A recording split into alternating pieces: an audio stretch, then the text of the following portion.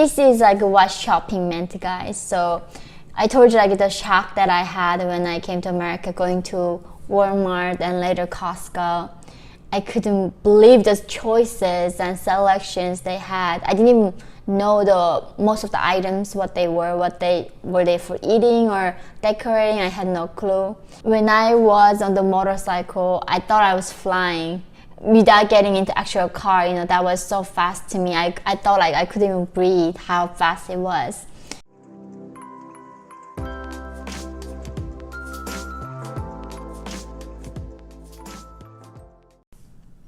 Hi guys, welcome to my channel.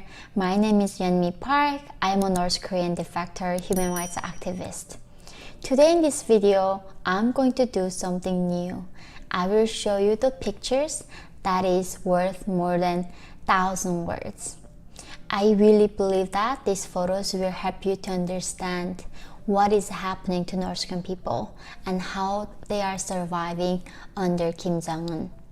So this first photo can show you the unbelievable height difference between North Korean soldier and American and South Korean soldier. Obviously you can tell the middle one is North Korean soldier. And even he is right there, the ones that going to DMZ in the demilitarized zone are usually the ones at the tallest that North Korea pick.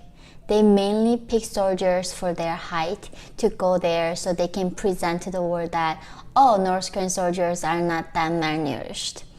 But even that, the best of the best, the tallest of the tallest is this height. Look at the South Korean soldier and American soldier. North Korea and South Korea, there is average 4-inch height difference on average. And among the younger generation, the ones in South Korea not knowing the poverty and anything, they're even way taller than us, more than 4-inch taller than average North Korean young generation. And this is what the malnutrition, chronic malnutrition did to North Korean population. But the side effect of malnutrition is not just the height difference. When you're until 5, you don't get the proper nutrition, your brain even don't develop that well. And this is the damage that Kim regime did to North Korean population that we will never know truly the extent of it. The number 2, these are the photos of children's manual work. In my previous videos, I talked about how North Korean children, when they go to school, forced to work. And every afternoon, or even all day through, when there is a farming season, harvesting season, we work. And children are also another free labor for North Korean regime. Like, you know, women, military, children, everybody is like free laborer. And as you can see, I think they are pushing this carriage. And as you can see that, I think that is a teacher and other ones are classmates I think they went to the farm to help out the farmers. And I also remember we would get mobilized a lot in the spring and the fall. And also even during the summertime, you know, they would call something monegi. We go to the farm and get rid of all the other plants that is not a grain. And it's unbelievable daunting work. I would get this like back aches, was working the field so much, and they give you a quota. And if you don't finish your quota as a child, they don't even let you rest and have your lunch or water break. So teachers would be watching there and then like, did you finish your quota? And I can't even tell these children, for North Korean standard, I bet they are something only teenagers, but you know, the malnutrition make them look like to me now like 5-7 years old, given I have a son who is almost this size by age of almost 3. And yeah, the second photo here is also this kids when we North Korea, of course, they proudly claim themselves as socialist paradise. So they are doing their best to make the country look nicer for the foreigners. And when they do that, of course, they use children and they make us to go paint those things like the tree under there, those the side row, those decorations. We have to go paint them. And as you can see, those are children also mobilized for this work. It's more pictures of this. We call that like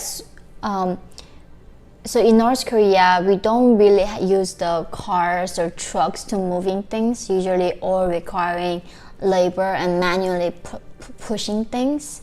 And when someone gets break their legs or going to even emergency room, we don't have like 911 ambulance to call. We usually ask our neighbor who has those. You know, even that is not common. That's a very precious thing.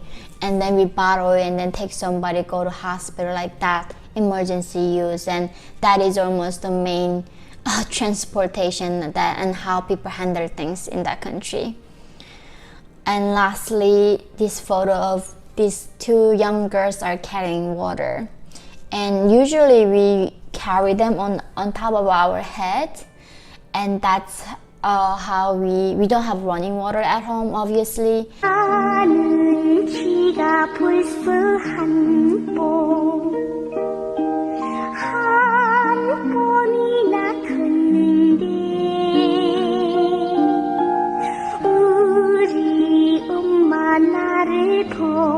So we go to the river, anywhere that has some fresh water, we would go and carry those water.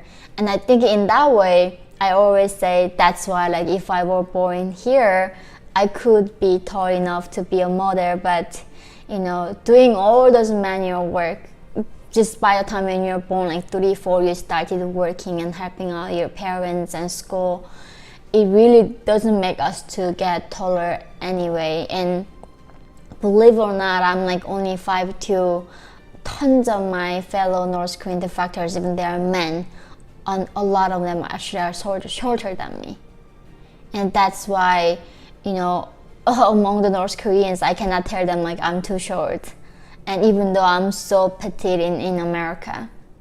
And this is also, I think they are helping out the, you know, in the fall, maybe harvesting, and we dry those corns so we can like sell them in the black market, or we can keep them in the winter time. Those not undried corns do not last that long, so it's our job to dry them and make sure no bugs get into them and sort them and doing those manual work. But I chose select this photo because I mean, their skin color has no notation in it, like there is nothing good or bad. But what I'm saying is that usually North Koreans are like light, as similar to South Koreans. As you can see, we have the same blood and we had the same country for thousands of years. But when you look at the North Korean kids or pictures, they look really, really tan because, of course, one, we don't know what sunscreen is, and we are constantly being in the nature. So when I escaped, I wasn't this like pale like now. I used to be like so brown, and I somehow thought that was my skin color. But you know, in North Korea, there's no other race, so we never thought being a darker skin was something a negative thing.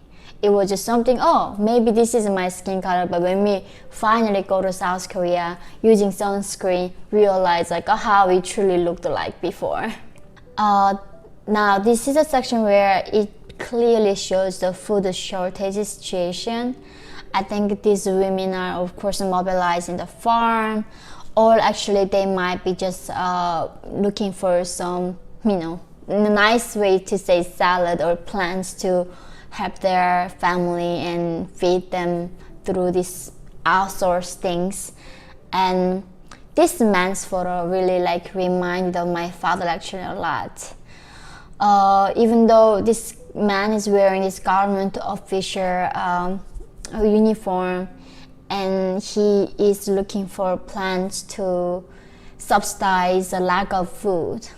And you can see the just, you know, just like I never see those kind of oppressive faces unless in other North Koreans. Like defectors don't have that face, of course, once we get freed, but whenever I look at North Koreans' face, they have this expression that nobody else could make unless they are that oppressed. And this also photo shows why I was so offended when I came to the West, seeing people, eating salad. Because I used to think that was something, I had to do it to survive, and now coming to the West, people are eating plants too for health.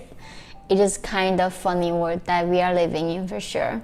And these last few photos, this is a girl trying to show the foreigners that they have a computer and they are as modern as the rest of the world. But the electricity was gone and they did not know what to do, and they still try to pretend they are doing the computer. And this photographer, brave enough to take this picture and show the reality, how when the foreigners go, the regime, everything is a horse show and lie. And these two photos in the black market shows actually, I think, the real poverty and oppression. This is I think it's a mom and her children next to her, just accompanying her, and she's hoping to sell something. This is like what shopping meant, guys. So I told you like the shock that I had when I came to America, going to Walmart and later Costco. I couldn't believe the choices and selections they had. I didn't even know most of the items, what they were they for eating or decorating. I had no clue. And this is like what normal black market shopping looks like for North Koreans. Usually this is one corner. They sell few types of candies, maybe one type, few cigarettes, like really few things right there. And the other one also, this grandma, or maybe my mom's age, I have no clue, because North Koreans, by the time when they're 60, we think they lived a long time enough. So she shouldn't be even 60, and selling the similar stuff. And these things are also a lot of times illegal. So officials come and demand the bribes. But the thing is also, officials don't get paid, where their salary doesn't even afford them to survive one day. So without bribes, they don't survive. So everyone can't survive in that system other than Kim Jong-un. And this, we talk them as like grasshopper traders. They have to be running away like grasshoppers whenever the officials come and demand bribes. So as you can see, their stands are very portable, easy for them to run and go somewhere else and sell. This is, I think, to me, is a really grassroots of the free marketization in North Korea. But the speed is very slow to come to the free market that we have here. I don't know how long it will take, but at least that free marketization, the seed has been planted in North Korea. The last picture I just picked, it was just like out of just interesting thing. So as you can see, the guy who drives this motorcycle, he's really high-ranking official in the intelligence, I think. Seeing his uniform, and they have these high-ranking officials, they get motorcycles like that. And you see that mom has her child in the behind back. As a mom, I actually noticed those things more. That is like actually the fanciest, when I was on the motorcycle, I thought I was flying without getting into actual car. That was so fast to me. I thought like I couldn't even breathe how fast it was. And in North Korea, there's no such a thing called like car seat. This is what shocked me when I became mother in free world, that there is so much like safety things that you had to do for your child, like getting a crib, and preventing for them like not able to breathe, getting the firm mattress. Like, what is a firm mattress? Never even knew what mattress was or crib was in my whole life. Never had those fake bottles. If the mom is not able to have natural milk, we would give them some sugar water or cooked rice and spoon feed them. There's no such a thing like sippy cup, and of course car seat. Nobody has a car seat in general population. And there's not much to understand how to keep the child safe. And even that, I think we can see that they are this mom and nobody has a helmet going into this motorcycle, having this infant behind, and now I'm thinking about doing that here in Freedom. I will go to jail for sure. Anyway guys, I hope that these photos helped you to understand real North Korea. And also I'm very grateful for the photographers who took these photos and got them out. I know it's very dangerous act what they did, but they had this amazing responsibility and shared real North Korea with us. So thank you so much for watching this video today, and let me know if you have any content suggestions. I look forward to seeing you guys all next time.